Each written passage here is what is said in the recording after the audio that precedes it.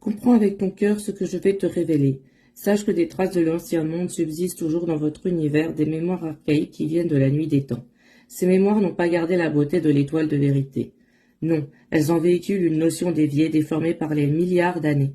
Elles sont devenues des pensées énergies qui ne connaissent que la loi de la rigueur, qui ne conçoivent absolument pas ce que peut être la grâce, la miséricorde divine, qui n'ont jamais compris ce que pouvait être un univers créé avec la demeure divine. Ces pensées énergies sont restées au cœur de la matière. Elles ne comprennent pas l'immensité d'amour qui accompagne le chemin de l'alchimie choisi par l'humanité. Alors tu peux concevoir à quel point l'ère nouvelle qui se présente à vous aujourd'hui est loin de leur entendement. Elles ne croient qu'une chose, qu'elles n'y ont pas leur place et pèsent tout leur poids pour freiner toute évolution et tout changement qui signerait leur disparition. Et si inconsciemment les êtres humains ont peur de leur corps, c'est parce qu'ils portent en lui l'empreinte de la mort, l'empreinte de l'anti-loi toujours puissante dans votre humanité. Ils ne savent pas qu'au cœur du labyrinthe est déposé le secret des secrets, le trésor des trésors. Pourtant, dans les annales invisibles de l'humanité, Yeshua est venu révéler et ouvrir le chemin. Il a traversé le labyrinthe et sous la tourbe, il a trouvé le diamant. Il a triomphé de la mort. Devines-tu ce que cela signifie? Avant Yeshua, d'autres êtres avaient déjà eu le pouvoir d'ascensionner. Leur corps a échappé à la mort en devenant pure énergie, mais son corps à lui, bien-aimé, a réellement connu la mort. Il a payé le prix et s'est soumis à la loi de la fin de la vie du corps physique comme tous les hommes. Yeshua a accompli tout le périple alchimique. Après être descendu dans les enfers, le pouvoir christique a touché les antiques mémoires et les a aimés. Comprends-tu la grandeur de cela? Cette froide intelligence, plus ancienne que tu ne peux l'imaginer, a été touchée par l'amour fulgurant du Christ. Elle a autorisé et participé à la résurrection. Ce qui était mort depuis la nuit des temps est devenu vivant dans le corps de l'homme Christ.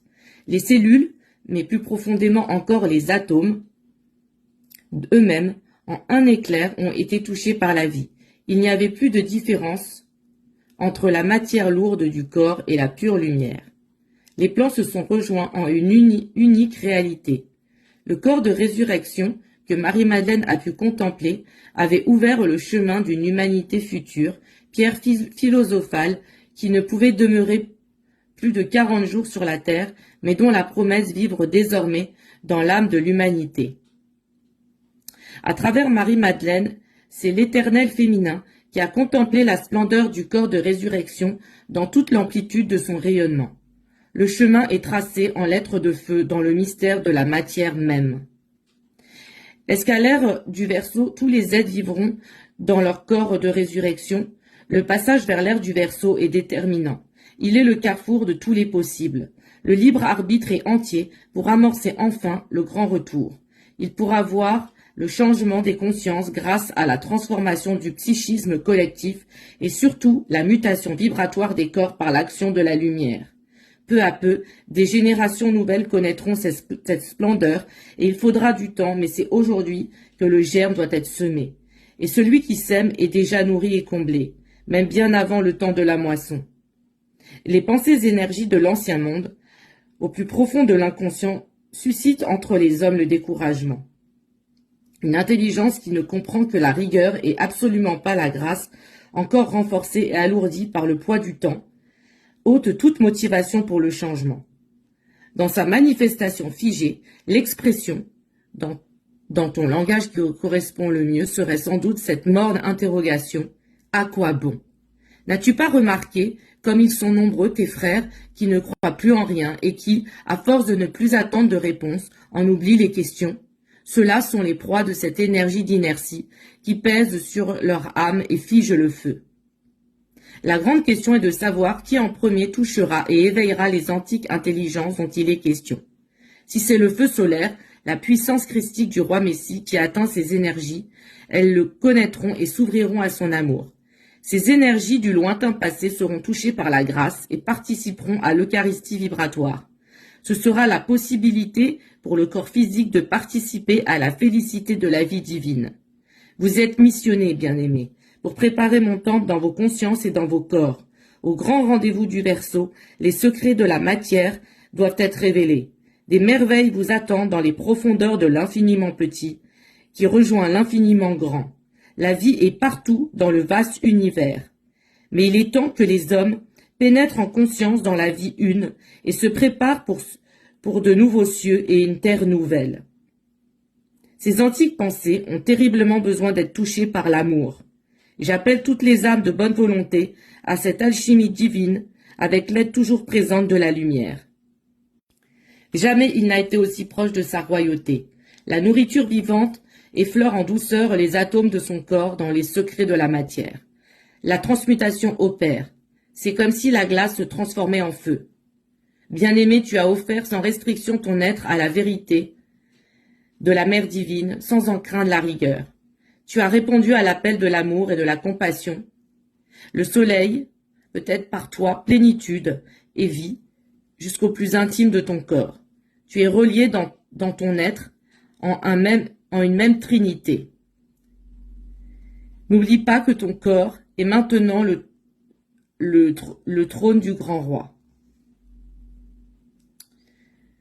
Je suis l'intelligence qui régit le soleil et les étoiles, mais également cette force présente dans le noyau des atomes qui composent votre univers.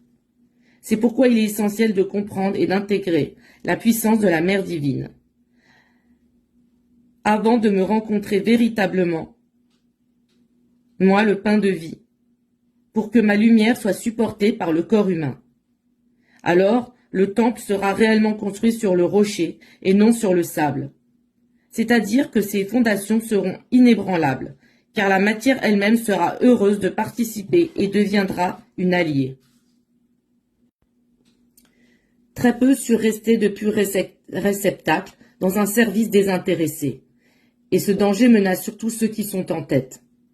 Yeshua disait, si plusieurs se réunissent en mon nom, je serai parmi eux, et qu'il faut être 10 pour prier.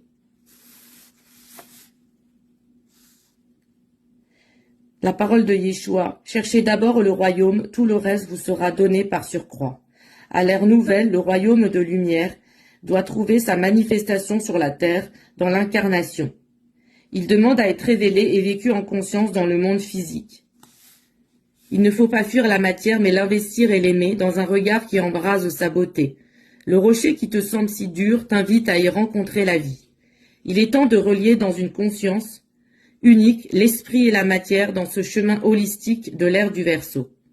En offrant son être pour manifester un canal de lumière où s'unissent les plans, l'homme accomplit sa mission et trouve son bonheur. Et tout lui est donné. Je ne sais pas combien pourrait entendre cela. L'essentiel est que toi tu l'entendes, ainsi que toutes les âmes de bonne volonté qui s'offrent pour être des pionniers du nouveau monde. Alors, sois certain que vous serez suivis, mais ne regardez jamais en arrière, et ne vous découragez pas au vu des apparences. Aujourd'hui, il s'agit de poser le germe dans la terre fertile qui voudra bien le recevoir. Ne juge donc pas si tu ne sais pas mesurer la longueur des racines qui prennent dans la terre, parce que les premières pousses n'émergent qu'à peine. Fais confiance à la vie et continue de semer en ton être. Puissent toutes les mains s'ouvrir pour recevoir le feu solaire, se tendre pour accueillir le fruit de l'arbre de vie. Je viens vous aider à devenir le vase, la coupe sainte, où le sang christique déversera la vie. Je viens vous révéler le Graal. À l'ère nouvelle, ô enfants, vous pouvez tous être des prêtres et des prêtresses. Des coupes offertes remplies de lumière, auxquelles vous pourrez vous abreuver les uns les autres dans la joie de l'âme unique retrouvée. Au fur et à mesure que tu avances, tu dessines une ligne qui brille derrière toi. Merci, ô pain de vie. Je suis maintenant un avec toi, car je perçois ta présence dans mon corps. J'espère simplement être toujours digne de ce festin auquel tu m'as convié, ainsi que toutes tes sœurs et tous tes frères. Puisse le Graal rayonner sur la terre. Tout est possible, c'est bien vrai.